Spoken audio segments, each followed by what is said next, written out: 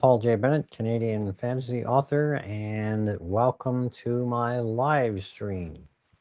Before I get into the topic at hand, I want to invite you to check out my website at pauljbennettauthor.com. You can order books, including signed books, which come with lots of extras. We have ebooks. We also have a bestiary and various other maps and notes and all kinds of interesting information about the world of Aidenworth, in which all of my books take place. The topic for discussion tonight is moments that define destiny. So we're going to be talking about destiny versus free will, talk about some examples of that sort of stuff. And as always, we'll be taking questions. All right, so let's start off with let's define destiny, I suppose, is a good place to start. We see a lot of destiny in fantasy stories. Not every story, of course, but it's a very common, I guess we'll call it a trope. Not that it's necessarily a bad thing. So what is destiny? Someone's fated to do something. And in some ways, they're fulfilling a prophecy, maybe. But basically, destiny is that they're going to do something, usually that has a very large effect on the world or the kingdom, depending on the scope of the story as well. Destiny also tends to be more of an epic storytelling concept, as opposed to, say, a cozy fantasy, which deals with more, we'll call them mundane issues. Not that there's anything wrong with that, of course, just a different scope. And we like to think of destiny could be an example of someone like Aragorn in Lord of the Rings. His destiny is to become king of Gondor, basically, and restore the line of kings. Uh, is now when we talk about Lord of the Rings, that's interesting because you kind of got to look at Frodo, and you got to wonder, is Frodo destined to take the ring to Mordor, or is he doing it of his own free will?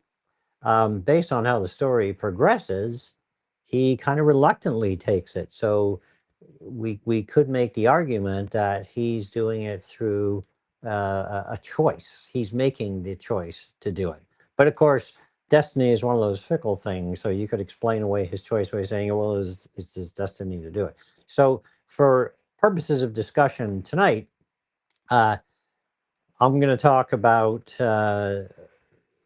characters who believe in the concept of destiny, that they're fulfilling a destiny, as opposed to characters who believe in free will, that they make their choices and have to live with the results and so on. And I think that's interesting because it's from a character perspective, really.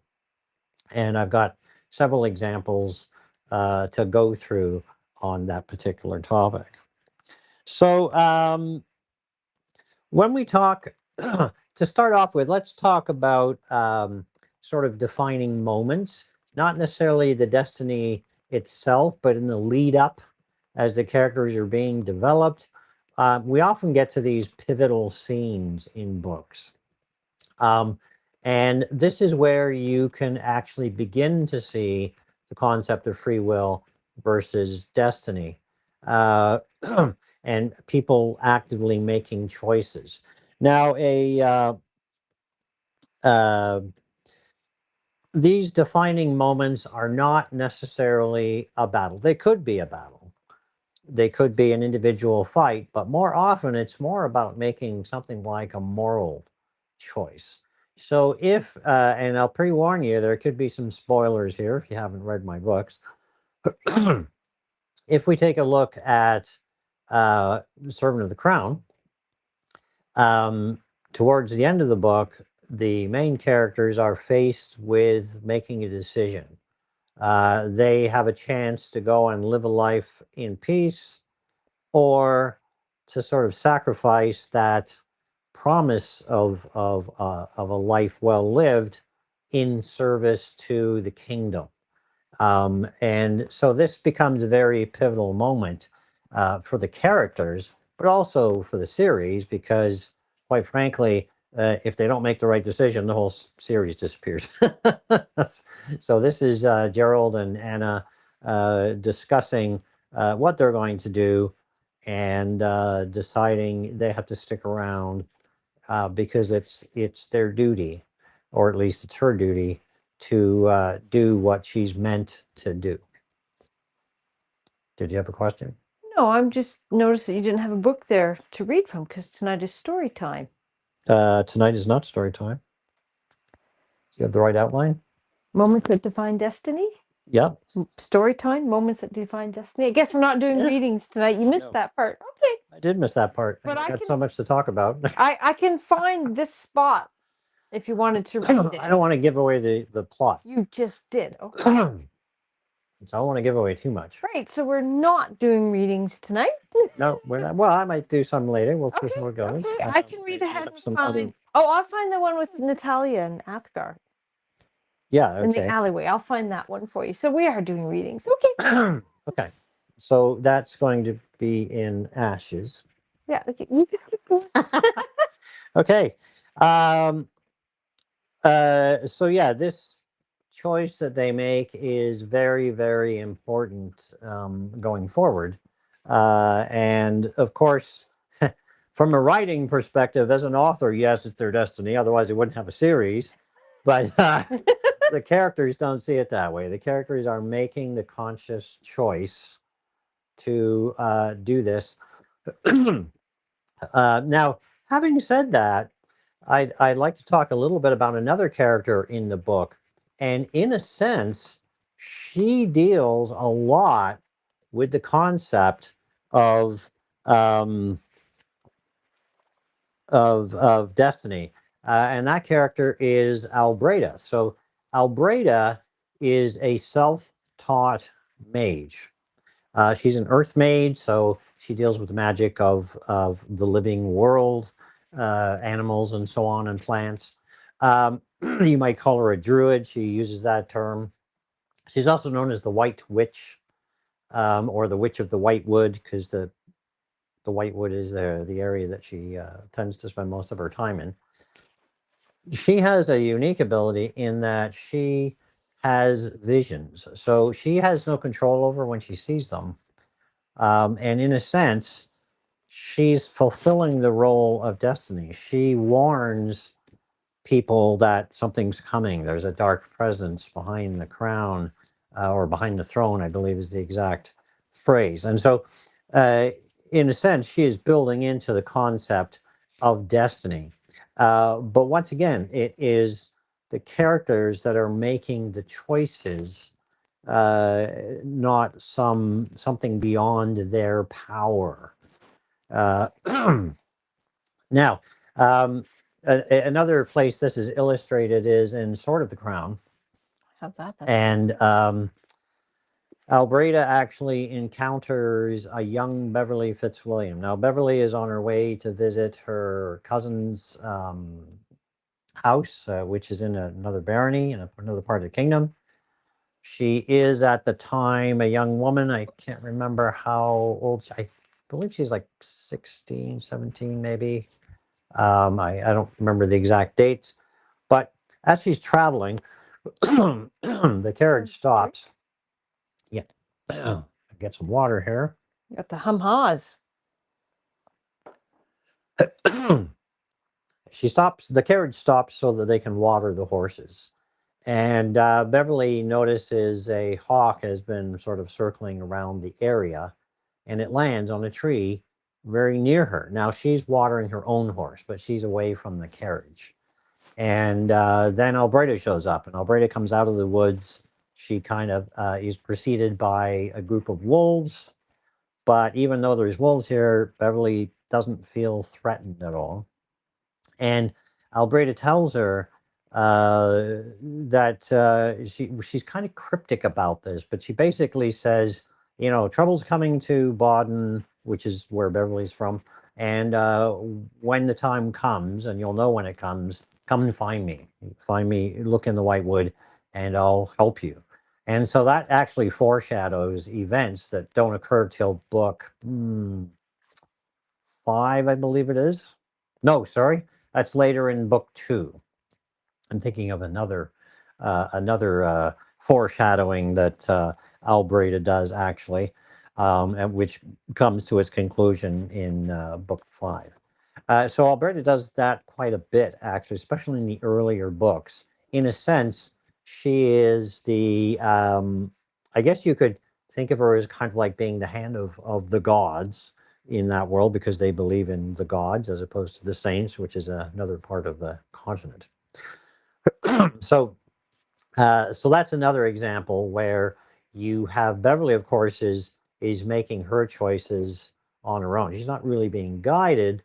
Well, I guess she is being guided, but she's not being forced into a particular path. Albreda, on the other hand, is almost forced into this situation. She has no control over when she sees these images or what the images are going to have. And we don't really know, from a reader's perspective, we don't really know why she has these visions. She's really the only character in all of the books that has this sort of connection. Now, is it the gods? Is it nature? Is it some aspect of her magic? There's all kinds of possibilities, of course. But some of that, it's nice to let the reader sort of decide how they wish to interpret it. So I kind of like leaving the mystery to some of those things. Now, getting back to, let's talk choices. And the next choice I'm going to talk about, yeah, You talked about foreshadowing. not yet, I haven't. Well, with Albreda and foreshadowing things Oh, to sure. come. Yep. I did find an interesting thing you might want to read about foreshadowing. It's in Sword of the Crown. Beverly's birth is a good one Yep. Yep. because it says a lot about how he treats her as she grows up. And this is right in the very beginning. Did you want to read it? Sure. I mean, sad. We'll have a reading. Yes. Ugh. It's sad though. So I warn you, spoilers and sadness. Sadness and spoilers. All right, so this one is yes, this is actually in the very first chapter of Sword of the Crown. And this is really Beverly's story, and this is her birth. And I'll pre-warn you, it's a little sad because her mother passes just shortly after giving birth.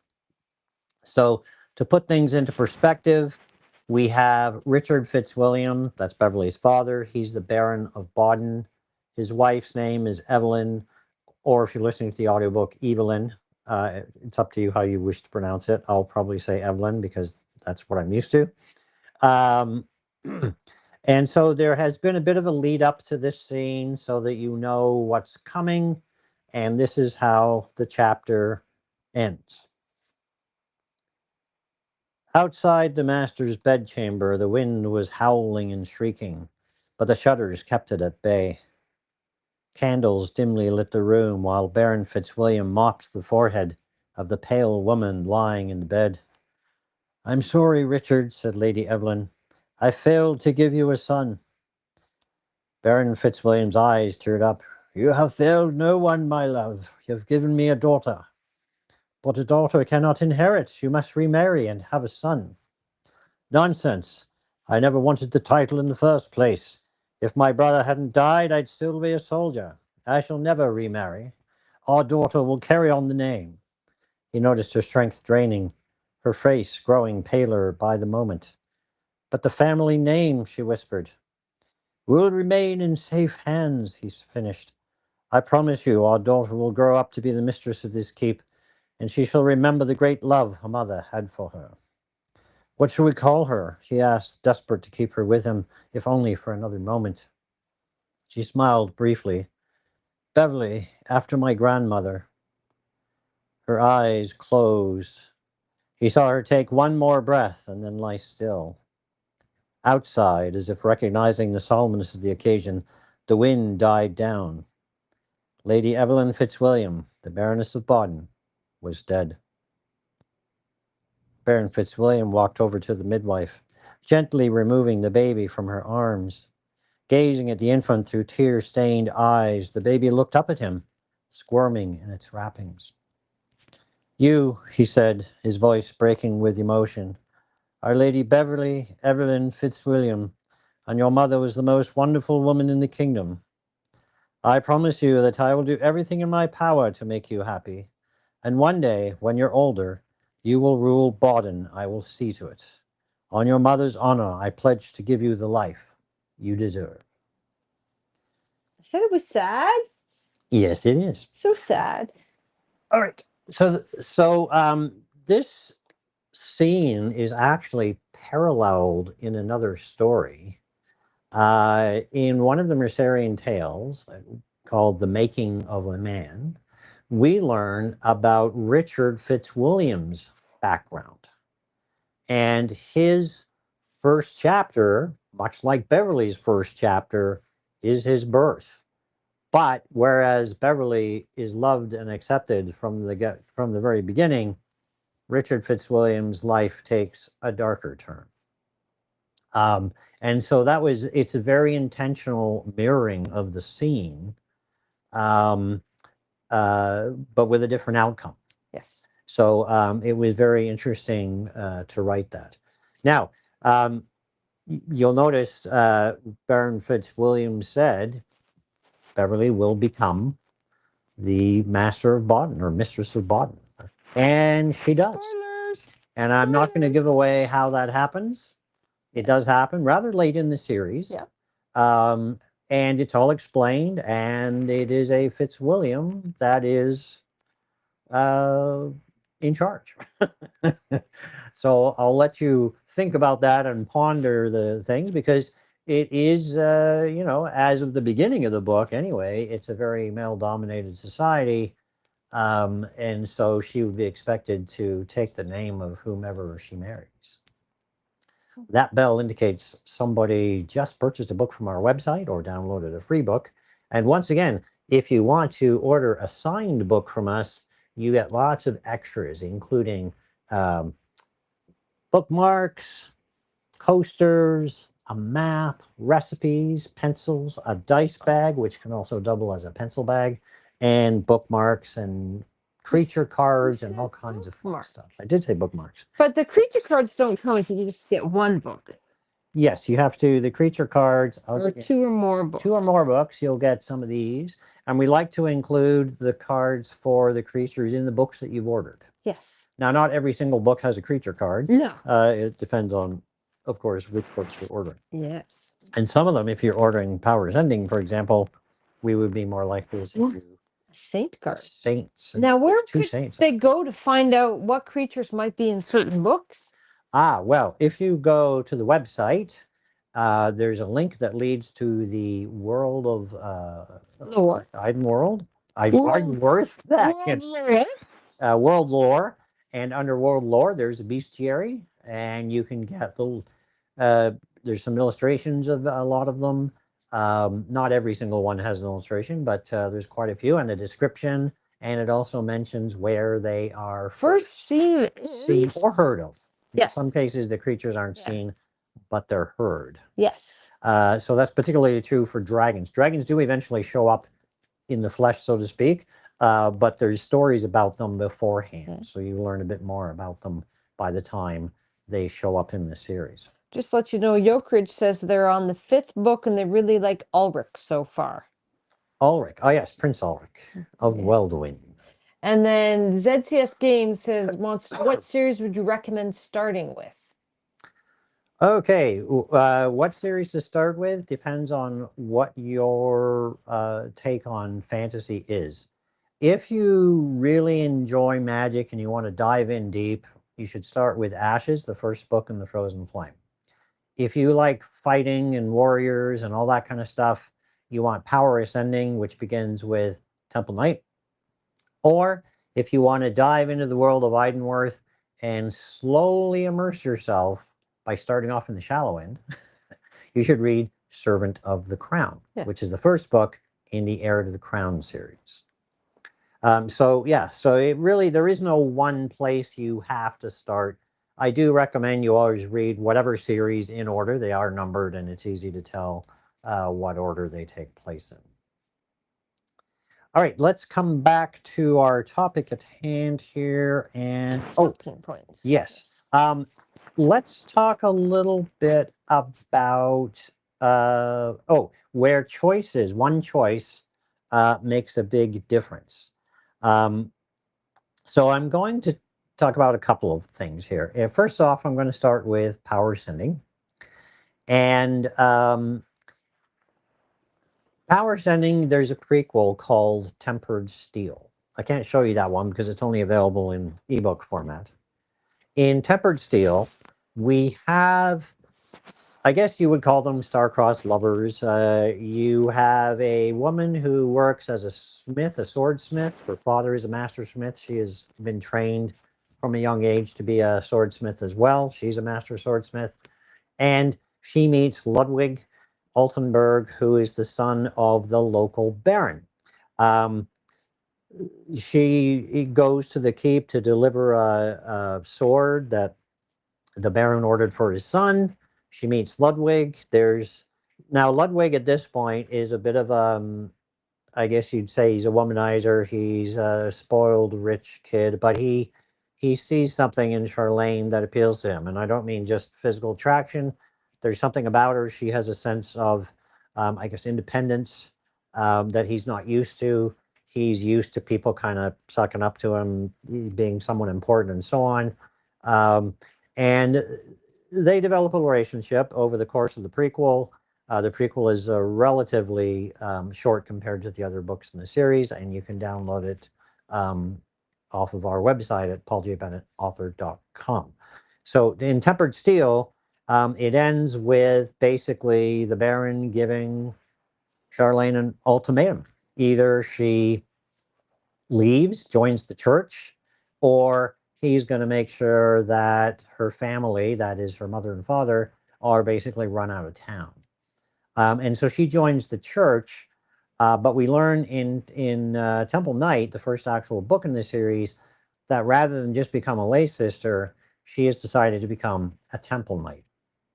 And this is kind of unusual for as a Temple Knight, because most Temple Knights join at a younger age. She's already in her 20s. She already is fairly religious. That's made quite apparent from the get-go. She is a devout follower of St. Agnes. The fighting order that she joins is the Temple Knights of St. Agnes. It's a fighting order of women knights. And they go around protecting temples and protecting women all across the continent. And so this is, now the interesting thing is she makes the choice to be a knight, but if you follow her story, she believes she is where she needs to be. So in her sense, she believes in destiny. She doesn't necessarily believe she's destined to be this great individual. She just believes she's where she needs to be based on the beliefs of her saint. And that's really the narrative that she follows throughout the entire series. And so it was a lot of fun to write. She's a very spiritual character. And I should, since I'm on the topic, I should talk about Ludwig, because he's the complete opposite. His his first book, which is Warrior Knight, he starts off, he's a bit of a, he's not a very nice person. He's full of himself. Because of this edict that was handed down from his father, he runs away from home, decides he's going to become a world famous knight, and he's going to do this by making a name for him in the joust. He gets his butt handed to him in his first joust and loses everything. He loses the one guy that was kind of helping him. He has to pay his horse and his armor off in ransom. Thankfully, the knight that defeated him lets him keep his sword. And lets him keep something else too. I can't remember, was it a shield? A horse, I think. No, no, because he fights on foot. It's not his horse. He gets a horse later. I don't. He gets clay from the mage. Oh, that's right. So yeah, he's a very different. He's very much about making his decisions. He doesn't believe in destiny. He does the hard work. in his mind, it's his choices that are doing things. Now he is kind of forced into choosing between duty and doing the right thing. We talked about that on our previous live stream. But yeah, it's an interesting contrast between what he goes through, where he's more, I guess you'd say he's more angsty, right? Charlene is more about like building the community and pulling people together and getting them to work together. And Ludwig is more about like, oh crap, I gotta deal with this thing. And there's lots of things that he has to deal with. But he gets help along the way. He meets Sin and Siggy, two of my favorite secondary characters. They're a lot of fun to write. And so yeah, so they fit into that mold very nicely. Now, if we go to the Frozen Flame, let's talk about Destiny first, and then I'll talk about free choice.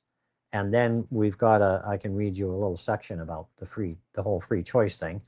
In which book? In Ashes. Okay. Which is sitting right there. I do have that one. Okay. Now, in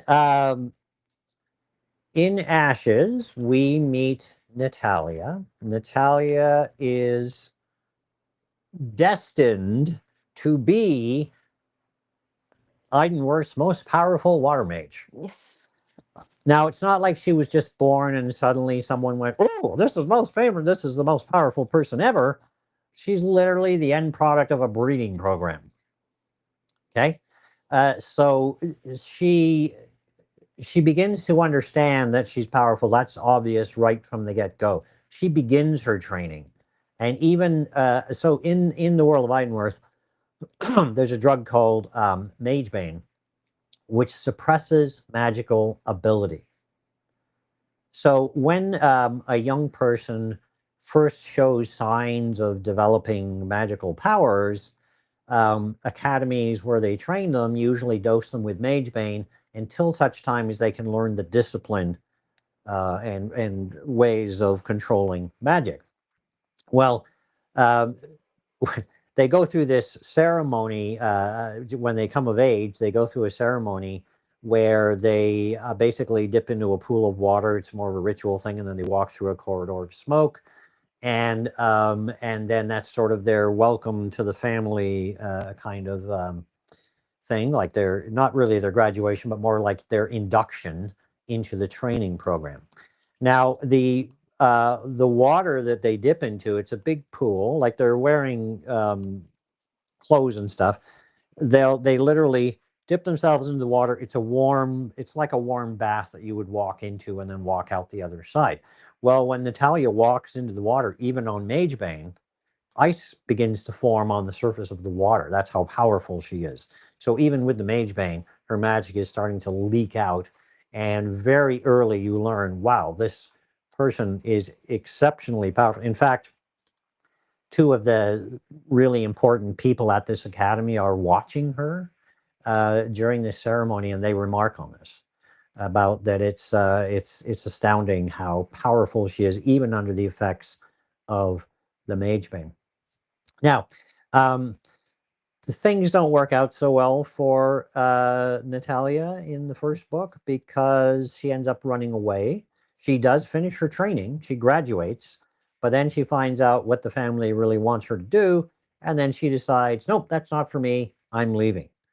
And so with the help of another character named Stanislav, who's really sort of, he's the one that initially discovered her when she was a small child. And he's sort of become a surrogate parent, if you like. Yeah. He's really one of the very few friends that she has. She makes a few friends eventually, but for a very long time, she's looked down upon because the other students here are all children of powerful mages. And as far as we know, Natalia was born to a peasant. We don't know who her father is, although later on in the series, there are some clues and some hints that they might figure that out. So Athgar, on the other hand, he's a victim of circumstance. He is not a magic user at all when the story begins. If you want to go back to the prequel, which so the prequel once again is available in ebook format only, and it's website. called Awakenings. Just Awakening. Awakening. Sorry, that's Yeah. right. Awakening. And his story is he's by trade, he makes bows and arrows. He's a bowyer or a fletcher as well, I guess. He has a sister, Ethwin, who lives with him because they're still relatively young. Their parents are no longer around. You meet some other people that are important later on. Scora is an older woman that sort of helps look after them. Their village is attacked by unknown entities. I don't want to give away who it is because you find out that's a kind of a secret that you learn later. And Athgar is left for dead, but he does, before he goes down, he sees his sister gets wounded and goes down. And we learn later that these guys have taken most of the villagers away as slaves. Athgar is left for dead. He's literally knocked back into a burning hut by a horse because his people don't use horses. He's not used to them and doesn't know how to fight them or anything. And the building collapses, and he's buried under ash and cinders and whatever. He's found by some orcs who discover he's actually alive. He's badly burned. They take him back to the orc village, which creates its own issues. Now, he's been trading with the orcs, so he knows these orcs. They've come and they've traded for arrows, and he's made a bow for one of them, and so on. And back in the village, he finds out that this great trauma that he went through has unleashed fire magic inside of him, and that if he doesn't learn to control it, he's putting everyone around him in danger. So in a sense, it is his destiny to become a fire mage at this point. He has no choice. So he's kind of bitter about that, but then he realizes, he doesn't want to just walk out of town and leave and then burst into flames, because this is a real fear for someone who's unleashed this kind of power. So he decides he's going to go looking for his sister. He goes to the nearest civilization. Now, he's a Thuringian, and Thuringians are a conquered people who have been reduced to living in small tribal villages and basically being second-class citizens in a lot of the kingdoms of the petty kingdoms. He goes to the big city, Drayborn, which is the capital of the Duchy of Holstead. He's searching for information about what happened to his sister. He's got some money the orcs gave him.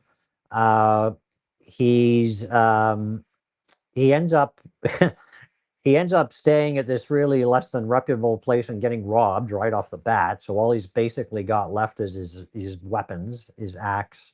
Actually, I think all he's got left is his axe, if I remember. Yes. And he wanders around town. He's not quite sure what to do. And then he happens to notice a woman passing by. She goes down an alley, and then he notices that someone's following her. And the guy says something to one of his companions, like, get around the back and cut her off, kind of thing. And he realizes that she's in some kind of danger. Yeah. And so this is where they run across each other. Let's see here. Now this flips between point of view of Natalia and from Athgar's point of view, so that you can kind of get both. Now, Natalia at this point has been in town for some time, and she has come to the conclusion that someone is looking for her. She believes that the family that she's fled from, she knows they hire mercenaries on occasion, or bounty hunters or whatever, and so she's aware she's being followed. So let's see. I'll start here. I'm going to see how far this goes. I don't want to read too much. Okay, here we go. The next morning proved to be sunny despite the previous night's storm. Natalia made her way down the street, the weather clear, but the ground still wet. Pausing at an apple cart, she picked one out, tossing a coin to the vendor, then turned, ready to resume her stroll. As she bit into the succulent fruit, She spotted a man across the street standing in a doorway, looking off in a different direction, but he had a familiar face, and she was certain she had seen him before. Stanislav had once told her that mage hunters often employ bounty hunters, men who typically looked for escaped criminals, but who would, for the right reward, search for virtually anyone.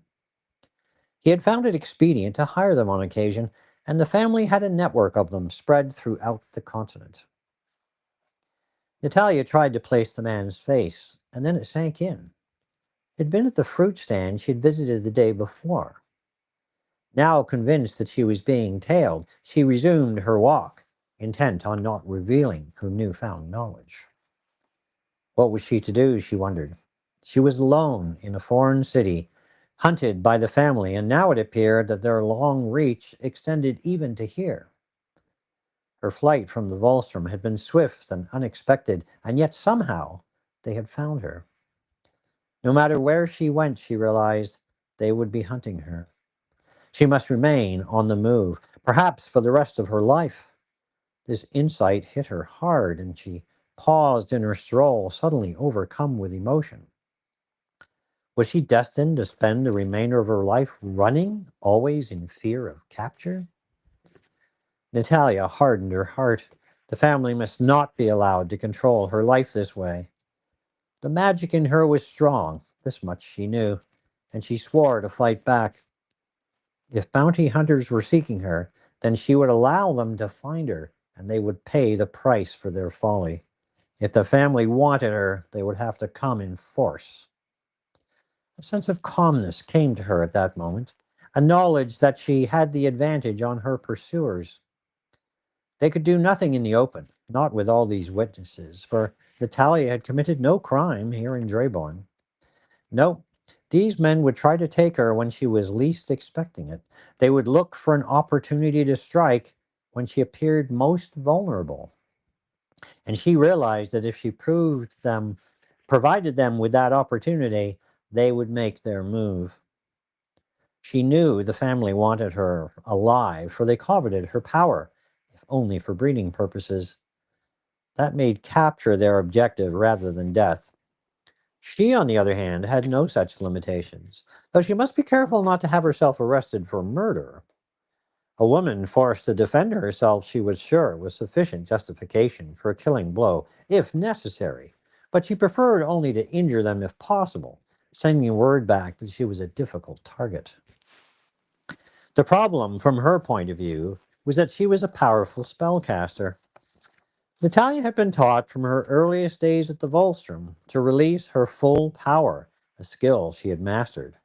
Now, however, she saw the wisdom in holding back her capabilities, though she had no idea how that might be accomplished. Continuing down the street, she stopped to look into a jeweler's window, using the reflection of the glass to spot her pursuer. He was still there, occasionally looking to another individual. She entered the store, pretending to be shopping, but glanced out the window from time to time. The man's accomplice was easily spotted, and she suspected there might be others. How many opponents must she deal with, she wondered.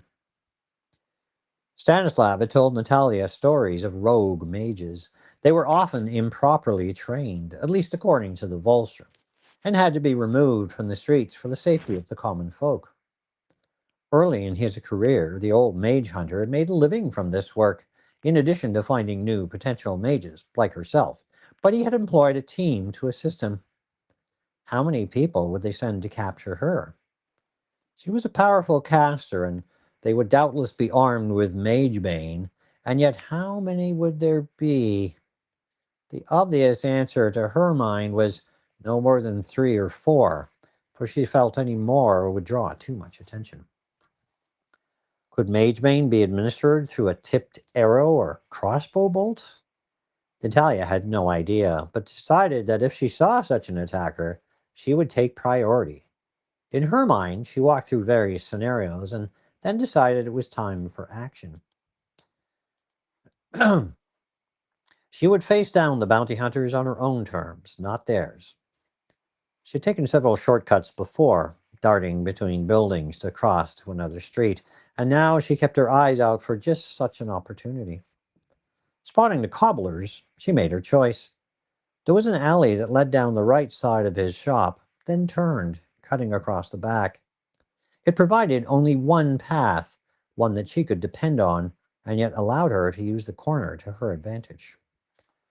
She slowed her steps approaching the alley to view it before making her move. Seeing it empty, Natalia entered, taking her time, walking as if in doubt. Halfway down, she paused to straighten her dress, killing time to make sure she was still being followed. Sure enough, the man appeared behind her at the entrance, and as soon as their eyes met, he yelled out, "She's down here! Cut her off!" She resumed her journey, more hurriedly this time. "I've got her!" someone called out, the voice echoing from in front of her. The back corner of the cobbler's drew closer, and then she rounded it, ready for action. Two men approached, the first armed with a crossbow, the weapon carried at the ready, but not yet aimed. Behind him came the second, with sword drawn. The words of power sprang quickly to her lips, and then a wall of ice appeared between Natalia and her two new adversaries. The crossbowman gave a cry of alarm and skidded to a halt, and then was obscured by the icy wall, only a rough outline visible through its surface.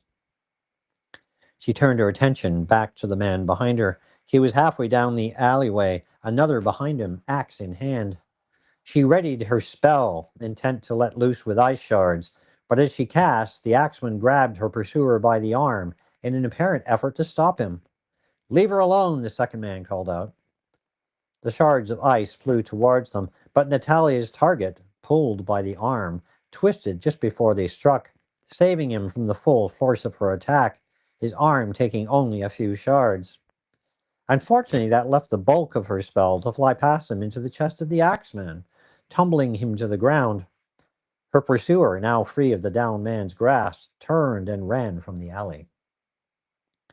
She thought of casting another spell his way, but her attention was pulled back to the other two, as the swordsman had moved forward and was using the hilt of his sword to chip away at the wall of ice. Cracks began to appear on its smooth surface, and so she readied herself. A loud thud signified the final strike, and then the ice gave way, sending pieces flying. As Natalia cast another spell, she could feel the power surge through her. It felt almost out of control as a solid bolt of ice flew forth, striking the hapless swordsman in the head.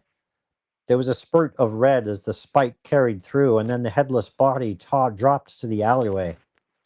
It took her a moment to react, so stunned was she by the effect, and then she saw the crossbowman retreating around the far corner of the cobblers. The swordsman was obviously dead, but the man with the axe, the one that had tried to stop them, lay there unmoving. She approached cautiously, crouching down to examine him. He was clothed in a rough-cut tunic with large stitching and wore heavy-looking boots, quite unlike the others that had attacked her. His face showed a thin beard, his hair long and unkempt, unlike most of the townsfolk hereabouts. Reaching out, she checked for a pulse to find he still lived. His chest was bloody, the ice shards having punched clean through his tunic, but while his breathing was shallow, he had not yet made the journey to join the saints. Sorry, I didn't read the actual part from Athgar's point of view, but we'll save that for another time. So, yes, that was Athgar that she just hit with the ice and almost killed. And this is literally how they meet. Probably not the meet cute you're expecting. Yeah, definitely not a romance. Not a romance type beginning. There is romance, but it's all fade to black. Yes, there is. And their relationship is at the core of the series as well. So it's important that I sort of establish that fairly early on. Now, let's talk about, so that was where choices changed everything. And Natalia's choice in caring for Athgar is, of course, a major plot point in Ashes. Now, let's talk about foreshadowing. I've already mentioned some examples of foreshadowing. Albreda does some great foreshadowing. She's the foreshadowing queen with her visions. But there's other foreshadowing. Um, we learn very early on that one of the characters is destined to fulfill a role, but we don't know what that role is. And then we find out what it is in book 10. And it's a very poignant moment in the story. It's also a very key point in the story, and probably one of the most difficult scenes I've had to write, if I'm being honest. It's a very sort of an emotional moment when that all comes sort of full circle. Now, having said that, I do love sprinkling in lots of stuff that I can pull from in later books. Sometimes these are characters that come back. Sometimes there's a hint of something going on, and then you learn several books later what really is going on. And so there's these little hints sort of strewn about the place. There's even hints in Heir to the Crown that refer to a future series. I won't say what those references are. They're hidden away. So for those of you who like a challenge and try to maybe read through the books and try to predict what that's trying to come up with, I have talked about or have I talked about this future series in my newsletter? I don't think I have. Which one? Uh, the Last King. Yes, you've mentioned it a couple Okay, times. I couldn't remember if I'd mentioned that or not. We haven't really talked about the plot behind it, but The Last King is the series, or at least the working title. Um, so yeah, uh, there's a lot of character angst in the Frozen Flame. There's a lot of Athgar sort of musing over whether or not he has free will. He is a strong believer in the old gods, but he can't quite make up his mind if he's being guided by the old gods or whether he's making his own kind of choices. There's a whole I forget which book it's in now. There's a whole big long sort of him trying to deal with that. It goes over several chapters, in fact, and he can't quite make up his mind. In the end, he just decides to ignore whether it's his destiny or not and just do whatever it is he's doing. And he sort of comes to that conclusion from a natural perspective. Natalia doesn't believe Natalia doesn't believe in destiny at all. She believes that you make your own future, which is funny because she is the child of destiny in a very literal sense because of her background in breeding. I have a couple questions for you. Yeah. You've been very talky. We have a person named Sean who actually ordered some books from Amazon, the first two in the Heir to the Crown series. Unfortunately, they were damaged, so they were sent back and they're coming tomorrow, and they can't wait to start reading the Crown series. And then they said that your reading was so entertaining to hear, and they wonder if all three series are in the same world. Yes, all my series, all my stories, period, including the Chronicles of Sirik, which is not available in print. It's only available in ebook. They all take place in the world of Eidenworth. Now, they take place in different sections. So um, the Heir to the Crown is way over on the, I don't have the map of the continent here, is way over on the western tip of the continent. The Frozen Flame is mostly on the right side of the map, if you're looking at the entire continent. And then the middle is where we get the Power Ascending stories. Okay. So yeah, they're all in the same world. Matthew wants to know, what are you writing right now? Right now, I'm working on Victory of the Crown, which is the last book, the final book in the Heir to the Crown series. And how many books are in the Heir to the Crown series? 15 main books and a whole bunch of side stories called Mercerian Tales. Which one would that be of all the books sitting beside you? So, Heir to the Crown is these ones here. They're kind of hiding underneath the dice bag here. These are the main books. I don't have the Mercerian Tales here, just because the stock would be too high. So the Mercerian Tales, which we call the half book, so there's 2.5 and 4.5, they're side stories to give you a little more character depth without necessarily interrupting the main story and flow of the 15-book series. Okay. You can go back to what you were talking about, but I don't know which part of foreshadowing you were on. Well, we were just finished talking about foreshadowing, And so actually. how characters often misunderstand their own destiny. Yes. So in Heir to the Crown, it takes place for the most part, at least the main characters anyway, are in a country called Merceria. Merceria is made up of descendants of mercenaries. That's where they get their name from. They do not believe, or their belief is they believe in the gods, particularly Saxnor, who's the god of strength, but they also believe the gods do not interfere in mortal matters. So although they worship the gods and they believe in the gods, they don't think the gods are going to come down and do things or control destinies or any of this sort of thing. The idea of destiny is not really something that the main characters sort of believe in. Um, but there are some villains who believe in destiny. Uh, I don't want to give away too much from a plot perspective. There is at least one nobleman in the realm of Merceria that believes he's destined to become essentially king by political maneuvering. I think there's more than one. Well, yeah, but one sort of main one, and Yeah. he uh, his destiny is not quite what he thinks it is. There's also an evil person, a necromancer that is involved at some point. I won't once again give away too many plot points, and you'll learn more about the background behind that character. And she is also of the belief that something is inevitable, but because she's immortal, she's not in any hurry to rush it. She's willing to take her time and have things build up and so on. Um, Going forward, looking at power ascending, the main villain in Power Ascending is the Halvarian Empire. It's the biggest empire on the entire continent of Idenworth. They are, without a doubt, the bad guys. They believe it's their destiny to rule over the entire world of Idenworth, and they're doing it one kingdom at a time. Every dozen or so years, they'll invade a kingdom, take it over.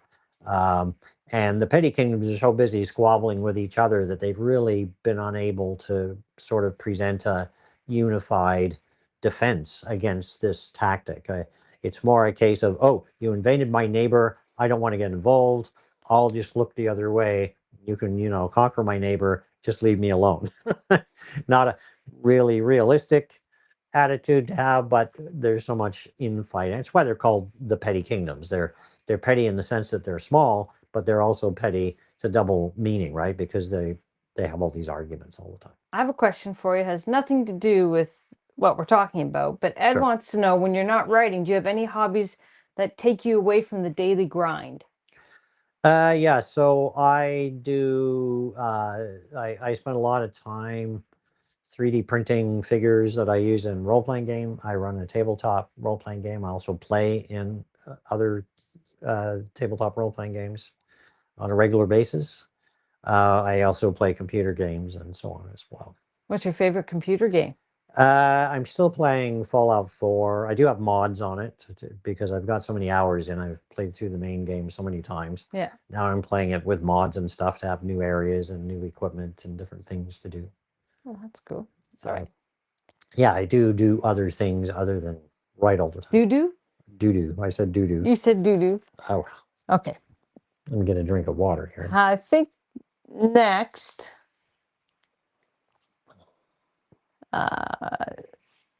you talked about tension between free will and outside forces. You've already talked about that a little bit. Now, just to keep an eye on time, you only have 5 minutes left. Okay. So if you want to talk about anything else, now would be the time. I think very briefly I will talk about because it's a high idea of free will and making choices. And I wanted to talk about making a choice made through strength versus fear. Okay. And when I'm writing, my opinion is on this is when a character makes a decision based on strength, they're preparing themselves. I don't mean physical strength. I mean strength of will or whatever. Yes, yes, yes. So the idea is the character knows they're going into the situation. They might not know what to expect, but they know something could happen, and so they're prepared. Yes. Fear-based situations occur when something unexpected occurs, and there was no way to sort of predict what was going to happen. And fear is responsible. The character doesn't have a plan how to get out or whatever. They just have to deal with it, and it's a much more difficult situation for them to deal with when they're acting out of fear. So I think that pretty much wraps up the topics for conversation. If we have a few more questions, we can. Okay, then we'll be able to finish on time tonight. Yeah, our TikTok sort of bounced around a little bit tonight, so it was on and then off and then on and then off. Oh, well, technical issues happen occasionally. They do, they do. So if people are interested in reading more of your books, where can they go? So you could, of course, go to your favorite online retailer, but you could also call to the website pauljbennettauthor.com, and you can learn more about the world of Eidenworth. You can find out more about the books. We have all the books available for sale through our website, both in electronic format and in print format. You can order signed copies of books. You can also find out more about the world at large. And if you get a signed book, you get a bunch of goodies that come with it. And if you get more than one book, we give you extra goodies. So there's lots of stuff to kind of look forward to. All right. Well, thank you everybody for joining tonight. We really appreciate it. And Yep. what's on the docket for next week, Paul? Next week, I believe we're talking about how history remembers heroes. Ooh, and history's written by those who win. Or in my case, me, the author, because Yes. I'm writing the history. All right.